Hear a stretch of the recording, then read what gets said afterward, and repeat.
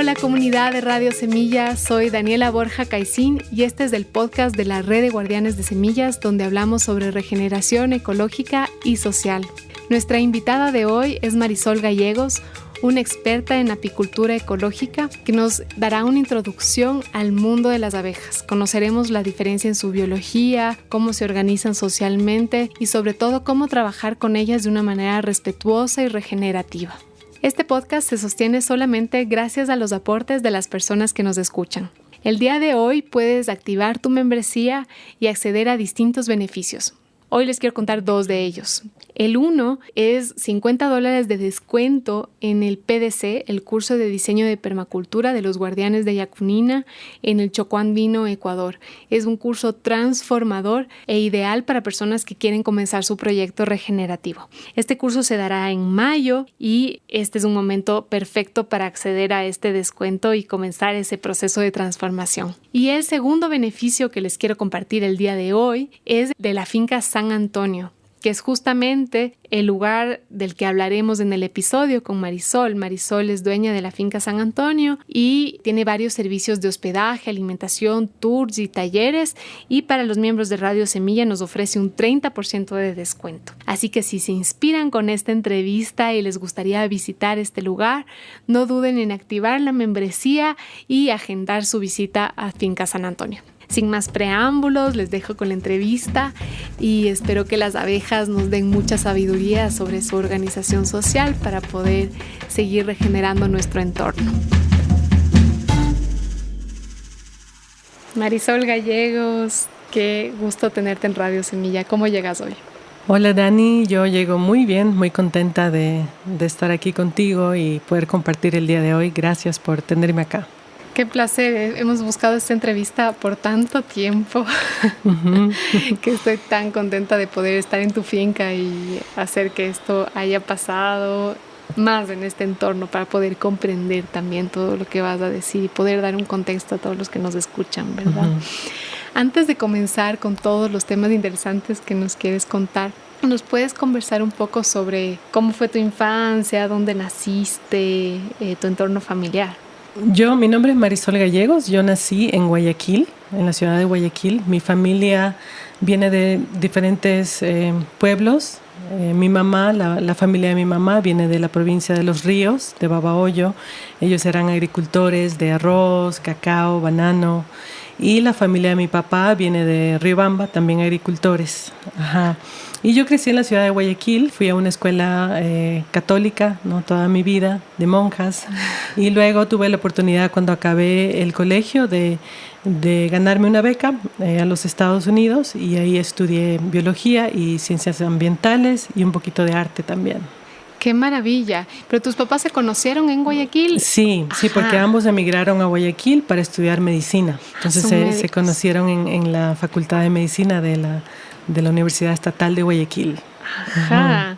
Sí. ¿Y de dónde nació este gusto por la biología y el ecosistema? Porque Guayaquil es una ciudad bastante estructurada, sin mucho entorno natural. Tus papás médicos, parece un poco alejado de lo que estudiaste. Sí, en realidad yo creo que esa es una semillita con la que yo nací, ¿no? Porque toda mi familia, mis hermanos emigraron a otras ciudades. Toda mi familia vive en ciudades grandes y solamente yo fui quien buscó este tipo de vida en el campo. Siempre me llamó la atención desde que era chiquita, recuerdo, ¿no? Que me gustaba mucho. Yo me imaginaba ir al Amazonas, visitar el Amazonas, viajar por los bosques de Ecuador, y luego llegué a hacer todo esto. Y sí, es algo que siempre me gustó, y cuando recibí la beca al exterior lo más cercano a la ecología que ofrecían era biología. Entonces por eso estudié biología y ciencias ambientales. Ajá. Y después, ¿cómo fue la travesía para llegar acá a INTAG y tener tu finca acá desde la universidad acá? Ya, en la universidad, viví en los Estados Unidos unos 16 años. Allá estudié y trabajé en una finca orgánica, y luego allá conocí al papá de mi hija, con quien volvimos al Ecuador, y con mi hija también, y pasamos algunos meses, unos 7 meses, 8 meses, buscando un lugar donde poner nuestras raíces, ¿no? Y empezar nuestro nuevo viaje y nueva aventura, ¿no? Nuevo capítulo de vida. Y un día alguien nos comentó sobre esta zona de Intac y llegamos acá.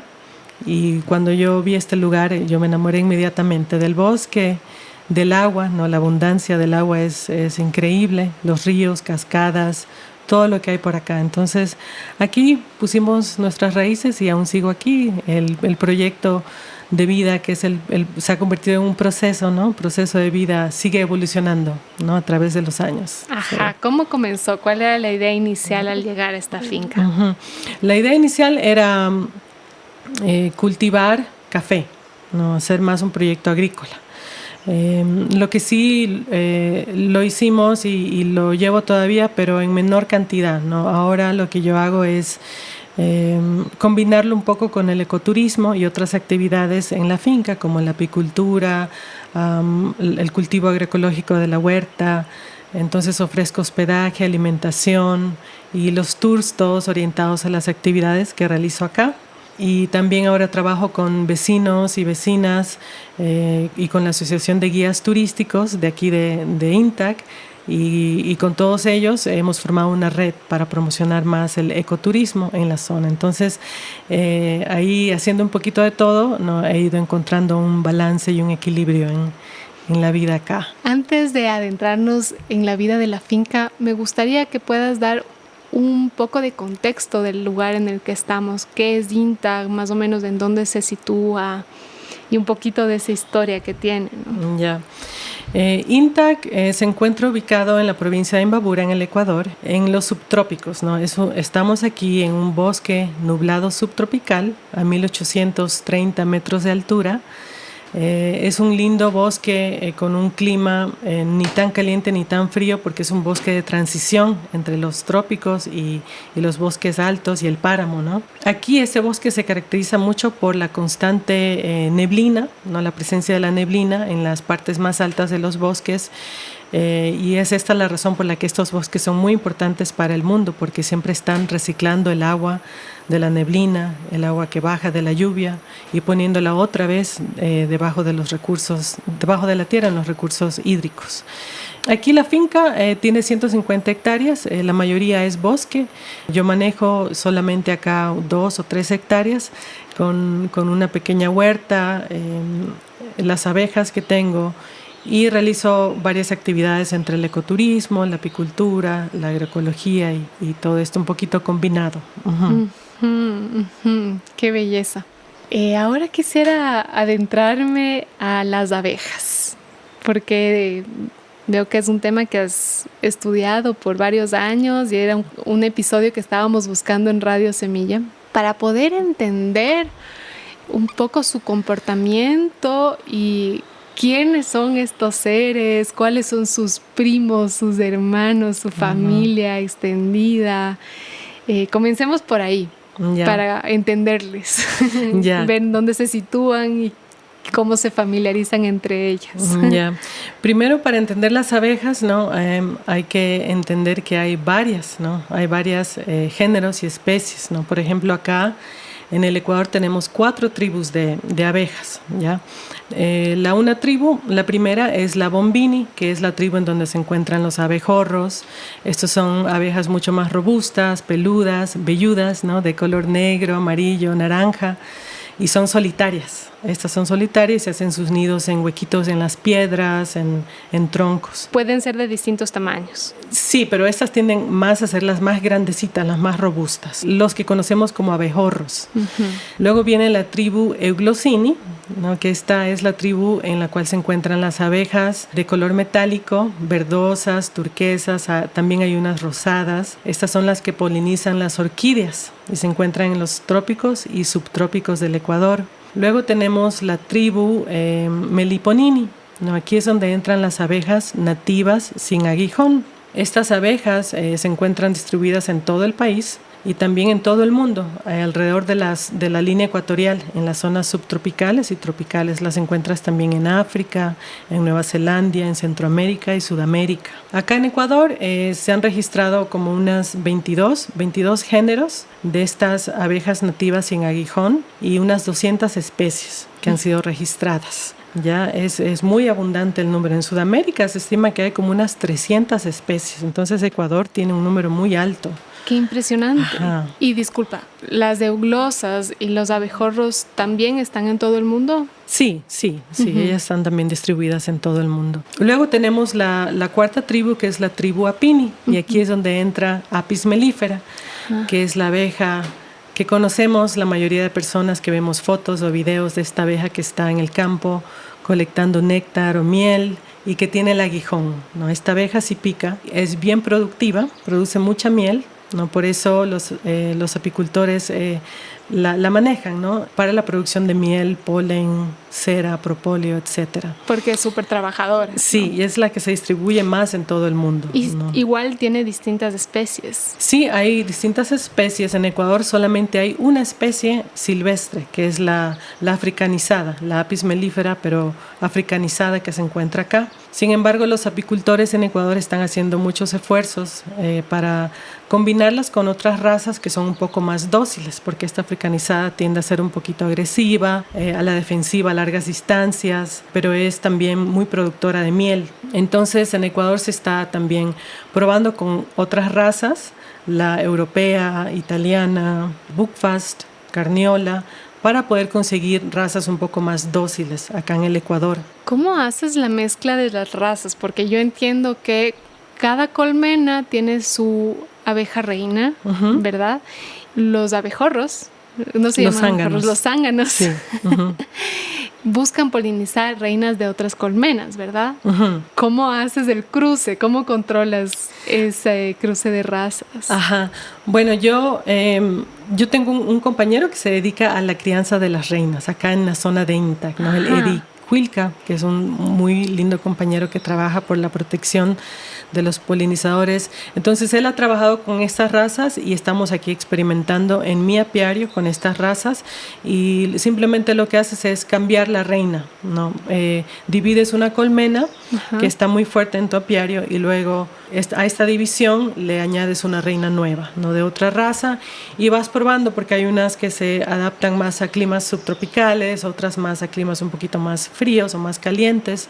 Entonces ahí estamos ahorita probando con esas, pero acá en Ecuador se ha venido trabajando más es con la africanizada, ¿no? Y un poquito para entender la historia de esta abeja, de cómo llegó acá, es muy interesante, ¿no? En el siglo XIX, más o menos a finales del siglo XIX, el grupo religioso de los jesuitas en Ecuador, en Cuenca, trajeron las primeras colmenas de Apis mellifera italianas, europeas. Entonces ellos empezaron a manejar estas colmenas, ¿no? De forma sedentaria, manejando cajas y todo esto. Y luego, a mediados del siglo XX, llegó a Ecuador desde el Brasil la abeja africanizada. Y esta se mezcló con la europea que ya existía en el Ecuador, dando lugar a la abeja africanizada.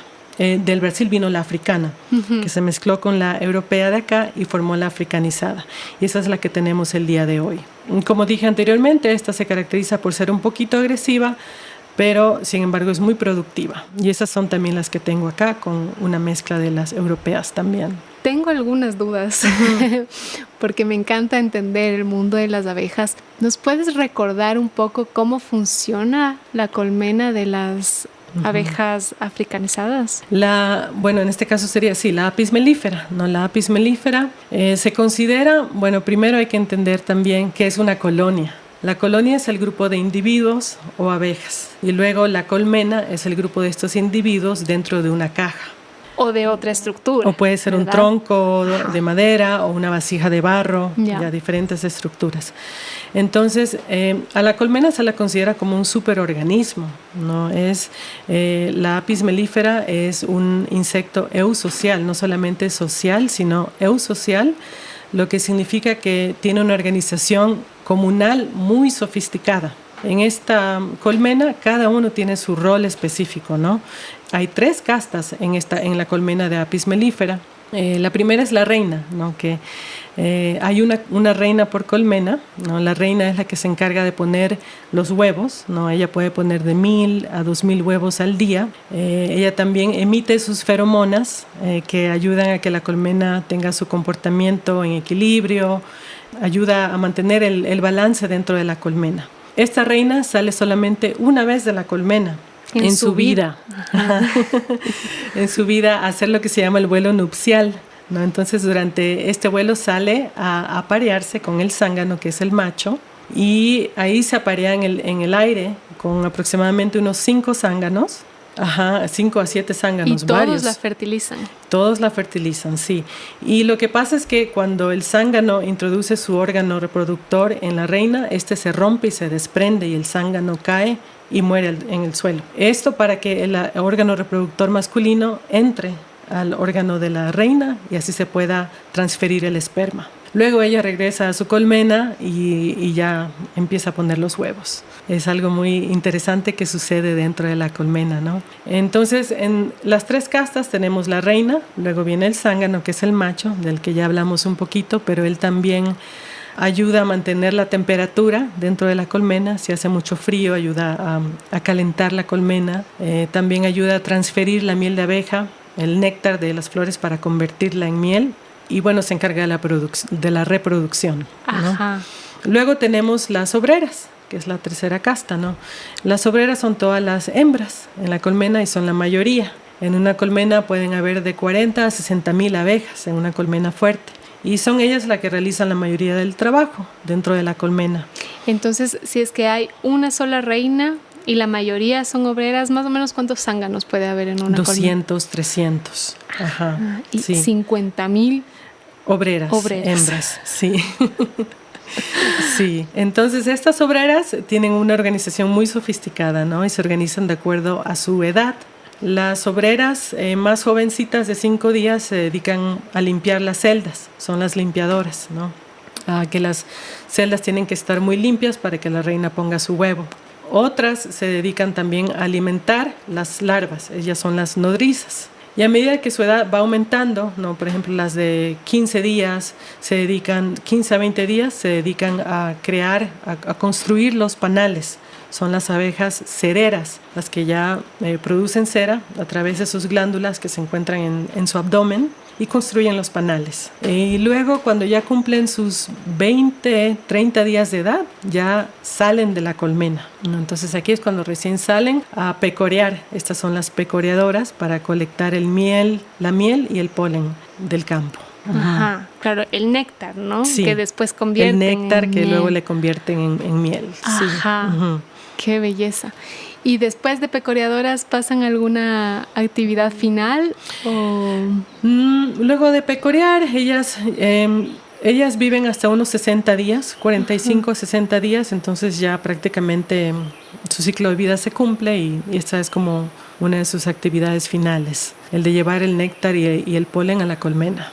Es decir, que todas pasan por todos los... por todos los roles. Los roles, sí. Entonces, sí, por eso se les llama eusociales, porque tienen esta organización muy compleja y sin el trabajo de una de ellas, ¿no? La colmena se colapsa, ¿no? No puede sobrevivir sin el trabajo de una de ellas. Es maravilloso. Yo me quedé impresionada también cuando supe cómo las abejas se ubican en el espacio, porque si uno se pone a pensar que la reina sale una sola vez en la vida y los zánganos se mueren al fecundar a una reina, ¿cómo saben las otras abejas dónde encontrarse con los zánganos de otras colmenas para poder reproducirse? ¿O dónde están las flores, por ejemplo? Si es que, claro, como abeja sales por primera vez de la colmena a pecorear, ¿cómo te ubicas? ¿Nos puedes contar un poco? Sí, sobre esto ocurre algo muy particular y muy interesante, ¿no? Bueno, se ha comprobado que las abejas son muy inteligentes, ¿no? Que pueden sumar, restar, tienen la concepción del número 0, reconocen los colores y reconocen caras también. ¡Wow! Sí, entonces aparte de eso tienen un sistema de comunicación muy interesante para encontrar el alimento, que es la danza de las abejas. Entonces, o también se le llama danza octana porque es en forma de número 8. Entonces, estas abejas, la Apis mellifera, hace un tipo de zarandeo o como baile en forma de un número 8. Y este número 8 está orientado al sol a un ángulo específico. Y este ángulo es el que indica dónde está el alimento, de acuerdo a la posición del sol. Y si nos imaginamos en este número 8, ¿no? Como dos círculos entrelazados, en el centro hay una línea. En esta línea la abeja, si ella camina o se zarandea 1 segundo, significa que el alimento está a 1 kilómetro. Si se zarandea 2 segundos, significa que está a 2 kilómetros, 3 segundos a 3 kilómetros. Si se zarandea hacia arriba, hacia el sol, significa que el alimento está hacia el sol. Si se zarandea hacia abajo, está en contra del sol. Entonces, a través de este baile y la posición y ubicación en relación al sol, ella comunica a sus compañeras en la colmena dónde está el alimento. Y esto fue un estudio, ¿no? que se hizo por los años 70, en donde un científico alemán pudo descifrar esto a través de la observación, sí, y comprobación, sí. ¡Qué locura! ¡Qué seres tan complejos! Son las más estudiadas en el mundo, ¿no? Sí, seguramente. Sí, son las más abundantes. Y sobre esta organización social, claro, decías que tenían esta organización eusocial. ¿Las otras abejas cómo se comportan? ¿Tienen distintos comportamientos sociales? ¿Las que no son Apis mellifera? Sí, las Meliponini también son eusociales. Ellas también viven en colmenas con su organización sofisticada, con reina, ¿no? Tienen también el macho, la reina, y también tienen reinas vírgenes, y cada obrera tiene su rol específico también. Ellas tienen reinas vírgenes, tienen distintas reinas. Sí, ellas mantienen reinas vírgenes porque hay más posibilidad de muerte de una reina. Entonces, cuando tienen una reina virgen, pueden fecundarla mucho más rápido. En cambio, en Apis mellifera, el nacimiento de una reina demora 16 días. Se retrasa un poco. Entonces, estas abejas, como son nativas y están más adaptadas a los bosques subtropicales, quizás tienden a tener más peligros o están más expuestas a clima y a lluvias, y de pronto la reina puede morir, ¿no? Entonces, la presencia de esta reina virgen hace posible que haya una reina nueva más rápido. Hay varias diferencias, ¿no?, entre las meliponas y las melíferas. ¿Nos puedes contar más? Porque la forma de la colmena es distinta, la forma de protegerse. Sí. De lo que entiendo, se le reconoce principalmente porque la Apis mellifera tiene aguijón y las meliponas no, ¿verdad? ¿Cómo se defienden? Las abejas nativas sin aguijón, bueno, primero, no todas son meliponas, ¿ya? Entonces, en las abejas nativas sin aguijón hay 4 géneros que son más comunes en el Ecuador. En Ecuador tenemos las partamonas, que se encuentran acá en INTAC, trigonas también, la nanotrigona, y luego viene el género melipona. Ya, gracias por la aclaración. Sí, entonces a veces tendemos a llamarles meliponas a todas, pero no todas son meliponas. Pero todas producen miel, ¿no? Estas abejas nativas, hay unas que no, pero la mayoría sí producen miel, y ellas no tienen aguijón, pero han desarrollado otras formas de defensa. Entre esas ellas muerden, ¿no? Tienen unas mandíbulas más desarrolladas y duras, fuertes, y muerden, ¿no? No es una mordida muy fuerte, pero lo suficiente para sentirla. Y también han desarrollado, usan el ácido fórmico, o sea, botan ácido fórmico en la piel de las personas o en los ojos para defenderse también. ¿Y este ácido pica? Pica y quema un poquito, o sea, no te deja ciego ni te quema la piel, pero sí te causa una molestia. Ya. Claro, y para otros insectos eso debe ser un arma potentísima, supongo. Sí, exacto. Entonces, estas son las diferencias, y también producen miel, pero es una miel medicinal, es una miel que es mucho más líquida que la miel de Apis mellifera. Sus sabores varían mucho, ¿no? Unas saben a vinagre, otras como a limón. Unas tienen unos sabores muy deliciosos, muy florales, otras tienen sabores muy agrios, ¿no? Y es una miel mucho más líquida, y se ha comprobado que se la puede utilizar para curar cataratas y enfermedades en los ojos. Esta es una de los mayores usos de esta miel. Se multiplican las dudas. Para confirmar, entonces, los abejorros y las eglosas, esas no producen miel. No, los abejorros son solitarios, y las euglossini hay solitarias y también sociales o comunales. ¿Cuál es la diferencia entre eusocial y social? Social o comunal trabajan en conjunto para construir su colmena, panales, para recolectar la comida, pero no tienen esos roles específicos que tiene la Apis mellifera. Ya. Y en las solitarias, ellas solamente ponen su huevo en un huequito, puede ser en un tronco viejo, y una abeja solitaria nunca ve a su bebé, no, hace un hueco, pone ahí comida, polen, miel, pone su huevo y lo cierra, ¿no? Y nunca ven nacer a su bebé. Y ellas trabajan solas buscando este nido y haciendo el nidito. Y se fecundan de la misma forma, hay machos y hembras, se fecundan en el aire, muere el macho o no. Esto no sé, no tengo Ajá. muy claro esto de los abejorros, cómo se fecundan. Ajá, Sí. ya. Ajá. Claro, quiero entender un poco las diferencias y las similitudes entre todas las especies, ¿no? Sí, Qué lindo.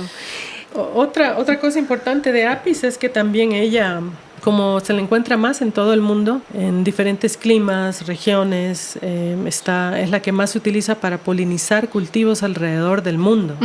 Es la que más se maneja, la que más se ha cultivado, criado, la que produce más miel en todo el mundo, es la Apis mellifera, y ahora también las abejas de la tribu Meliponini. Porque de lo que entiendo, también polinizan otro tipo de especies, ¿no? Sí. Hay esa... ¿Qué tanto compiten en un bosque, por ejemplo? Si es que tú introduces Apis mellifera en un bosque, ¿compite por la comida con las Meliponini o no? No. Se han hecho algunos estudios y se ha visto que en realidad no hay gran competencia, porque ambas se especializan en flores distintas.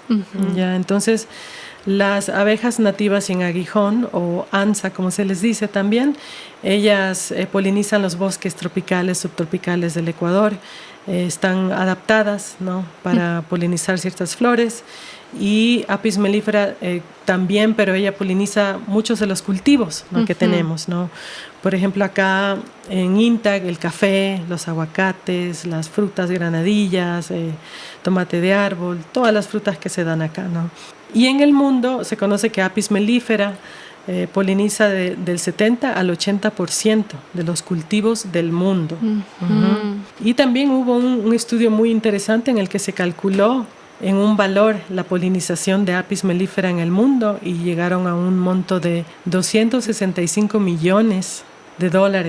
Es el trabajo que Apis mellifera hace al año en el mundo. Es un trabajo que recibimos gratuitamente de las abejas, ¿no?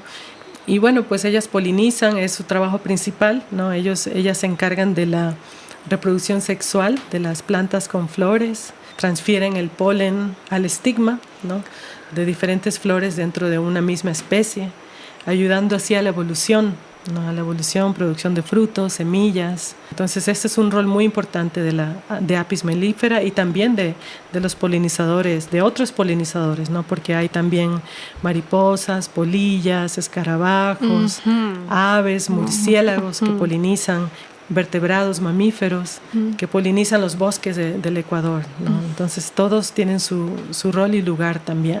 Y yo recién leí en algún artículo que me pareció muy interesante que las flores y las abejas y los polinizadores se comunican a través de magnetismo, como de tener polos positivos y polos negativos, y a través de esa descarga, digamos, magnética, el polen viaja hacia los insectos y hacia los polinizadores para poder ser distribuido. ¿Tú has observado algo así en tu experiencia? ¿Cómo has descubierto algo al respecto de por qué cómo una flor comunica que ya está polinizada, por ejemplo? Yo lo que más he observado es los colores y formas de las flores, ¿no? Y también Apis mellifera ha evolucionado también para poder colectar el polen, ¿no? Tiene esta como canastita en sus patas traseras que se llama corbícula. Entonces ahí colecta el polen, pasa todo un día colectando el polen y luego lo lleva a la colmena. Y las flores, ¿no?, tienen aromas, colores llamativos que atraen a abejas específicas, ¿no? Y cuando Apis sale a cosechar el néctar, se especializan en una especie. Puede ser por una semana, por un mes, ¿no? Y siempre se concentran en una, luego van a otra. Qué interesante. Luego van alternando. Aunque haya varias flores al mismo tiempo, ellas como organización se dedican a una. Se especializan en una. Qué interesante. Y luego van cambiando, sí. Y de lo que entiendo, hay como ellas recogen solo néctar y polen, y de eso sacan la miel, la jalea real, ¿verdad? La jalea real es otra cosa, sí. Y el polen en cera. sí. Cera. Sí. ¿Cómo hacen toda esta diversidad solo con néctar? Sí, entonces, a ver, el néctar, las abejas salen, colectan el néctar de las flores, que es esta como agüita azucarada, ¿no?, de las flores. Lo ponen en su buche melario, ¿no?, que es como un tipo de estómago, ¿no? Hasta que lo llenan, pasan colectando el néctar un día, ¿no? Luego regresan a la colmena. Para eso, cuando el néctar ya pasa al buche melario, ellas le reducen el pH al néctar y también añaden enzimas digestivas. Entonces, cuando llegan a la colmena, le pasan este néctar del buche melario, sale y lo regurgitan y se lo pasan a otras abejas. Y esto lo hacen varias veces. Luego ponen este néctar, que ya está menos húmedo, en las celdas. Y luego, una vez que ya está en las celdas, todas las abejas abanican la miel de abeja para que la humedad baje aún más, hasta un 18%. Y cuando ya está más o menos a este porcentaje, ahí la sellan. Porque si no se pudre, si tiene demasiada agua, el néctar que se ha convertido en miel se pudre. Entonces ahí ya está la miel de abeja. Cuando está sellada ya se la puede consumir. Ahora, el polen que ellas colectan en estas corbículas en sus patitas, ellas también lo llevan a la colmena y hacen lo que se llama el pan de abeja. En realidad las abejas no comen el polen, ellas hacen pan de abeja. Y lo que hacen es, en las celditas de ellas van intercalando polen, miel, sus salivas, polen, miel, van intercalando hasta que llenan la celda. Luego queda ahí algunos días y esto pasa por un proceso de fermentación láctica. Y ahí ya la consumen, ¿ya? O sea, ellos también fermentan productos que son más fáciles de digerir, ¿no? Y se pueden obtener más nutrientes. Como una chicha masticada. Exacto. Y este es el pan de abeja, lo que ellas consumen. Y que es más nutritivo y para nosotros los humanos también es muy bueno para la anemia, para el funcionamiento cerebral, para la fatiga, para combatir la fatiga física y mental. Es muy bueno este pan de abeja.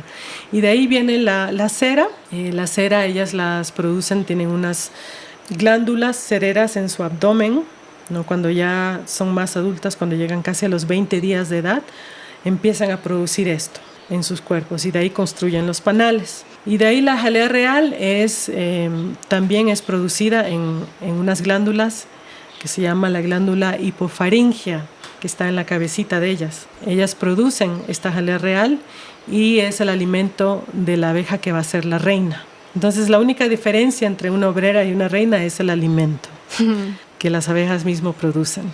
Suena tan parecido a los humanos. Ajá. También. Sí, y de ahí está el propóleo, que son resinas de las plantas, árboles que ellas colectan y lo utilizan en la colmena como antiinflamatorios, antibiótico, ¿no? Lo consumen. Lo utilizan como medicina. Sí, en el invierno. Y en el verano lo utilizan como goma, también para pegar o sellar ciertos huequitos, ¿no?, de la colmena. Y este material se lo encuentra en la colmena, siempre en las entretapas, en las cajas, y se lo puede cosechar y hacer extracto de propóleo. Qué locura de organización, qué mundo tan maravilloso, ¿no? Quisiera que nos cuentes un poco cómo es el tratamiento ecológico de las abejas, porque en eso está especializada tu finca. Y me gustaría que nos cuentes cuáles son las diferencias para alguien que no sabe de abejas. ¿Cómo es el tratamiento convencional y cuáles son las diferencias de lo que tú haces acá? Chévere, es súper importante hablar de esto, ¿no? Porque la apicultura lleva un camino convencional desde hace mucho tiempo, ¿no? Eso significa que dentro de la colmena se ha acostumbrado a usar químicos para curar las abejas, porque hoy en día las abejas también se enferman. Y en especial ellas están afectadas por un ácaro que se llama varroa. Entonces, la práctica convencional es usar el amitraz, que se usa en el ganado para matar garrapatas. Se lo pone dentro de la colmena, afectando a la reina, la postura de la reina, y luego contaminando la miel y el polen también. Entonces, esta es una práctica muy común de la apicultura convencional, también la alimentación artificial. En tiempos de hambruna o cuando es el invierno, se tiende a alimentar a las abejas con azúcar blanca. ya que no es una práctica buena porque al final termina enfermando a las abejas. Ellas no pueden digerir la sacarosa de esta azúcar blanca. Entonces, a partir de esto han crecido los movimientos de apicultura orgánica y agroecológica. Ahora también hay un movimiento de apicultura natural regenerativa, que es muy lindo, ¿no? Entonces, yo me dedico a la apicultura ecológica o agroecológica encaminada a la apicultura regenerativa, ¿no? Y las diferencias es que en este caso no se utilizan nada de químicos, ¿no? Todas las curaciones, si es necesario, se utilizan plantas medicinales, ¿no? Como el romero, lavanda, todas estas plantas que son de olor fuerte, la hierba luisa, citronela, para hacer ciertas curaciones. Y para la varroa, por ejemplo, yo utilizo la orina de vaca. Ya esto nace de un estudio que se hizo en la India, que me puse a investigar con otra vecina que también trabajaba las abejas, y es muy efectivo. No mata necesariamente la varroa, pero el sistema inmune de las abejas se hace mucho más fuerte y por lo tanto puede contrarrestar esta varroa. ¿Cómo lo aplicas? Rociándolo una vez cada 2 semanas en el invierno, que es cuando hay más varroa, ¿no? Cuando hay más lluvia. Dentro de la colmena. Dentro de la colmena, sí, en cada marco. Hay que sacar cada marco y se le da la vuelta en ambos lados, se rocía unas 3 veces. Y luego, si ya va mejorando la situación, luego se puede solamente rociar la orina de vaca pura, 100%, encima de los marcos. Y esto ha funcionado súper bien. De ahí, otro principio de la apicultura ecológica, caminando a la regenerativa, también es no cosechar absolutamente todo, ¿no? Es algo que los apicultores convencionales tienden a hacer, es exprimir a las abejas y sacarles todo, ¿no? Y dejarlas sin comida y luego alimentarles azúcar blanca, ¿no? Acá, en la parte regenerativa, ya entendemos que la abeja es un superorganismo al cual tenemos que respetar y que es parte de nuestro entorno, ¿no? Y nosotros tenemos que aprender a observarlas, interactuar con ellas, como nos dice la permacultura también, observar e interactuar. Entonces, no se les alimenta comida artificial y se les deja la última cosecha. Yo siempre les dejo un marco de miel por marco de cría, ¿ya? Entonces esto les abastece durante el invierno. ¿Cuánto cosechas? Es decir, tienes un marco de cría, un marco de miel. ¿Cuántos marcos cosechas tú, digamos? Bueno, eso depende de la temporada, ¿no? El tiempo de cosecha acá es en los meses de verano, junio, julio, agosto, septiembre, ¿ya? Entonces uno como apicultor tiene que observar la colmena y vas viendo cuando ya hay excedente. No solamente cosechas cuando hay excedente, ya hay una caja, una media alza llena y ya se están lanzando a una segunda alza. Acá yo he cosechado unos 15 litros por colmena. Y en épocas cuando tenemos estos veranillos en el invierno también se puede hacer una cosecha pequeña de unos 10 litros por colmena, un poquito, 8 a 10 litros por colmena. Entonces esta apicultura natural regenerativa nos lleva a repensar cómo trabajamos con las abejas, ¿no? Es importante también tomar parte en la agroecología, ¿no? Entonces sembrar plantas que van a beneficiar a ellas y que también nos alimentan a nosotros. Sin químicos, ¿no? Estar encaminados ya en una finca a la permacultura, a la agroecología y tratarlas como un ser vivo al cual tenemos que respetar también, que es parte de nuestro entorno, que nos alimenta, no exprimirlas, no sacarles el jugo, no usar químicos definitivamente y observar e interactuar, observar sus ciclos, poder entender sus ciclos de vida de la abeja y de su entorno. ¿Cómo usas las plantas medicinales? Las plantas medicinales se pueden usar de varias formas. Se pueden poner la planta directamente, como el romero, estas plantas que huelen fuerte, lavanda, romero, también orégano, la hierba luisa, que se da mucho acá. Se las pone alrededor de la colmena, alrededor de la caja. También sembrar estas plantas justo en el apiario. También poner estas plantas dentro del ahumador. Cuando se trabaja en el apiario se usa mucho el ahumador, entonces ahí se va mandando esta información de los aceites esenciales, ¿no? Que ayudan también mucho a controlar los hongos dentro de la colmena, bacterias, etcétera. Me contabas también que no pintas las cajas donde están las colmenas. Esa es una práctica ecológica, ¿verdad? Sí, mantener las cajas a lo más natural posible, ¿no? Acá, como en la zona de INTA, que es subtropical y muy lluviosa en el invierno, Yo he optado por hacer un techo grande y poner mis colmenas ahí dentro. Entonces ahí el material se mantiene mucho más seco, mucho más limpio, no hay tanta humedad dentro de la colmena y también de esta manera no tengo que pintar las cajas. Qué bien. Ahora pasando un poquito más hacia las meliponinis que tienes por acá, me gustaría que me expliques cómo las conseguiste, porque estamos en la finca de Marisol y hay unas 15 colmenas de Apis mellifera y unas 2 de meliponinis. ¿Nos quieres contar qué especies son y cómo son estas colmenas? ¿Cuál es la diferencia? Sí, estas son abejas nativas sin aguijón de acá, de mi comunidad. Viven acá en el bosque subtropical nublado de Intag. Estas se las tienen el nombre común de pumayas, se llaman pumayas, y el género es Partamona. Las 2 colmenas que tienes. Sí, sí, tengo 3 de hecho. Sí, tengo 3. Pero recién es una práctica que ha empezado este último año y con algunos compañeros y vecinos, ¿no? Estamos empezando esta práctica de las abejas nativas sin aguijón acá en Intag. Y lo que se ha hecho es, primero vinimos con un grupo de apicultores a aprender a reconocerlas y también una mujer científica, entomóloga de la Universidad Técnica del Norte, para aprender a reconocerlas. Entonces tenemos la partamona y la trigona ya reconocidas y lo que hacemos es, a ellas les gusta meterse debajo de los techos de las casas o bodegas, también saben estar en los caminos donde pasan caballos o camina la gente, caminos comunales, ¿no? Que están muy... donde expuestos. Hay tráfico, expuestos. Entonces, estos son las colmenas que nosotros rescatamos. No es correcto ir al bosque y sacar, sino buscar los lugares donde ellas están metidas en estos techos o en los caminos. Y hemos creado también unas cajitas que son pequeñas, ¿no? Como de 20 centímetros por 20 centímetros y tienen también 2 o 3 pisos. Son como la mitad de las otras de la Apis mellifera, exacto, ¿no? Y Y ellas son diferentes porque crecen en una forma de disco, circular. Su nido es en una forma de disco y ahí se van poniendo dentro de las cajitas. Entonces hemos rescatado ya varias colmenas y varias vecinas tienen ya estas partamonas en sus fincas y estamos aprendiendo a manejarlas y entendiendo más de ellas. ¿Sus celdas son hexagonales igual o no? Sí, son hexagonales, sí, pero más pequeñitas, son muy pequeñitas, ¿no?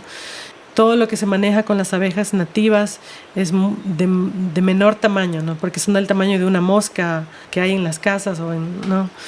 Entonces sí, son muy pequeñitas. La reina sí se la puede diferenciar, es un poco más grande que las otras y más de color naranja cuando las obreras son negritas. Abajo está el nido, luego van subiendo su construcción y el polen se encuentra en la parte superior de la caja y el polen y el néctar que va a ser la miel se encuentra en potes, ¿no? En unas como bolitas o burbujitas del tamaño de una uva. Grandes. Sí, del tamaño de una uva. Estos se llenan de miel y luego uno cosecha cuando ya hay suficiente, ¿no? Cuando ya hay exceso, con como algo tipo jeringa para extraer esta miel. Y no destruir toda la estructura. Ellas van a seguir llenando en esta misma estructura hecha de cera. Qué interesante, qué lindo. Sí. Es una estructura arquitectónica completamente distinta. Completamente distinta, sí. Sí, pero tienen todavía las mismas características, ¿no? Usan también propóleo. En vez de cera tienen el cerumen. Tienen el nido, que está en el centro. ¿Cuál es la diferencia entre cera y cerumen? La cera de la Apis mellifera, primero el color y la consistencia es muy diferente, ¿no? Es amarillo, tiene más esa consistencia cerosa. El cerumen va mezclado un poquito como con tierra, arcilla, es como un poquito terroso, ¿no? Pero se lo utiliza para construir el panal y para ¡qué belleza! La estructura de la colmena. Hacen su construcción en tierra también. Sí. ¡Qué lindo! Sí, y hay unas abejas nativas que también hacen sus nidos debajo de la tierra. Vi en estas colmenas que iban construyendo como toda una entrada de tierra, como un pasadizo. ¿Para qué sirve? Sí, todo esto está hecho del propóleo y cerumen, ¿no? Es de ese material. Sí. Ellas construyen una entrada muy particular y cada abeja nativa tiene entradas diferentes. Esta entrada es en forma de S para poder capturar cualquier intrusor a la colmena. Entonces cada una desarrolla un tipo de entrada diferente. En el oriente, por ejemplo, hay otras, ahí hay muchas más meliponas, ¿no? Y tienen entradas como en forma de trompeta, ¿no? Muy largas, ¿no? Y esa es la función, ¿no? De que si hay algún intrusor, ellas pueden capturarlo en el camino antes de que entre a la colmena. Ajá. Porque siempre hay abejas centinelas también, ¿no? Que son como las guardianas de la colmena, que están ahí cuidando que no entre algún elemento extraño. Qué lindo. Y claro, me contabas que también puede ser porque no tienen aguijón, ¿no? Es más difícil defenderse. Ajá. Que tienen como estas otras estrategias de cuidado. Sí. Qué mundo maravilloso. ¿Tienes algo más que nos quieras compartir sobre las abejas? Creo que sería importante decir que nosotros como ciudadanos, ¿no? Y ecuatorianos y las personas que, bueno, primero que no es necesario vivir en una finca para proteger a los polinizadores, ¿no? Que también lo podemos hacer desde las ciudades, ser un poco más activistas, ¿no? Sembrar en macetas o, ¿no? En jardines estas plantas que son melíferas, ¿no? Como las mencionadas lavanda, romero, todas las plantas en la familia de las brásicas, mostazas, caléndulas, rábanos, etcétera, ¿no? Para atraer a los polinizadores y darles un alimento saludable. También hay un convenio que se firmó, el Convenio de Diversidad Biológica, en el 93, gracias a las Naciones Unidas, que luego se retomó en el 2018 y se creó un plan de acción de protección para los polinizadores, y este plan de acción lo firmó el Ecuador también. Entonces, este plan de acción dice que hay la necesidad de conservar y usar de una manera sostenible los polinizadores, y también nos impulsa a los ciudadanos y a los gobiernos a hacer frente a cualquier entidad que esté haciendo lo contrario, que no conserve o proteja a los polinizadores. Este es un plan de acción que el colectivo en defensa de los polinizadores en Ecuador está ayudando mucho a promocionar a través de la campaña Abeja, yo te elijo. Entonces, sí, también como motivar a los oyentes, ¿no? Ciudadanos en todo el mundo, ¿no? A tomar acciones para proteger a los polinizadores, ¿no? Quienes hacen un rol gigante en la naturaleza y son los responsables de mucho del alimento que comemos. Y sí hay normativas y leyes que ayudan a proteger a estos insectos polinizadores. Entonces, quizás a tomar un poquito de acción. Y hoy en día se ha hablado mucho del colapso de las abejas, ¿no? Se ha considerado que es un misterio, pero en realidad no hay misterio. Ya se tiene comprobado que el colapso de las abejas ocurre debido a los químicos que hay en el ambiente y otras causas también, como las antenas de los celulares. Pero estos químicos se llaman neonicotinoides y están hechos a base de nicotina. Estos químicos afectan el sistema nervioso central de las abejas, causando la parálisis y también la muerte de la abeja y completamente desorientándolas. Ya, entonces ellas no pueden volver a su colmena luego de que son expuestas a estos químicos. Y en Ecuador hay 3 químicos a base de neonicotinoides. Se los utilizan en los cultivos del maíz, arroz, brócoli, papas, flores, rosas, tomate de árbol, tomate riñón, y son todavía legales acá en el país e incluso son promocionados por el MAG en los paquetes agropecuarios.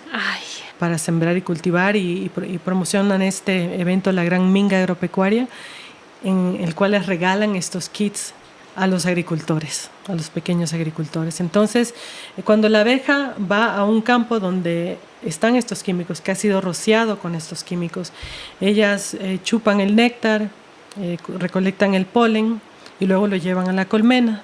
Entonces así infectan al resto de las abejas y terminan muriendo. ¿Para qué se usan estos químicos específicamente? Son herbicidas e insecticidas. Entonces, en los cultivos mencionados, del arroz, las papas, todo eso, se utilizan plaguicidas e insecticidas. Y luego está el glifosato, que también se lo utiliza. Acá en la zona de INTAC todavía se usa mucho el glifosato para matar las malezas. Pero estas malezas, que preferimos decirles buenesas, no, también producen néctar y polen. Entonces las abejas van y colectan esto, lo llevan a sus colmenas, lo ingieren, y esto causa un malestar a su sistema digestivo. Entonces tienen un sistema digestivo mucho más débil su sistema inmune se debilita, se enferman y mueren más fácilmente. Entonces el glifosato también es muy, muy peligroso y es un químico que también ya está prohibido en otros países, en Europa. Pero sin embargo se lo sigue usando acá. Estas son unos de las afectaciones más grandes, ¿no?, que hay en el Ecuador en contra de las abejas y polinizadores en general. Qué grave. Recién hablaba con una persona que se dedica al monocultivo de papa y comencé a entablar un diálogo para entender cosas también, ¿no? Tratando de no juzgar desde la curiosidad. Y claro, me decía que ahora muchos de estos químicos han avanzado y ya no son generalizados, sino que atacan a sistemas específicos de insectos específicos. Por ejemplo, afectando su sistema nervioso, su sistema digestivo, de los que se consideran como plagas en el sistema de monocultivo. Lo cual me pareció súper peligroso también, porque eso quiere decir que no solo es el químico generalizado, que obviamente está mal, sino que ahora hay químicos especializados en sistemas específicos que pueden afectar a las abejas, como tú dices, ¿no? El sistema nervioso, el sistema inmune, el sistema digestivo, haciendo que sea mucho más retador también identificar qué les está pasando y dónde se están infectando. Entonces sí, parece que la industria insiste en que los químicos son el camino cuando no se ve que somos un sistema mucho más complejo de lo que creemos, ¿no?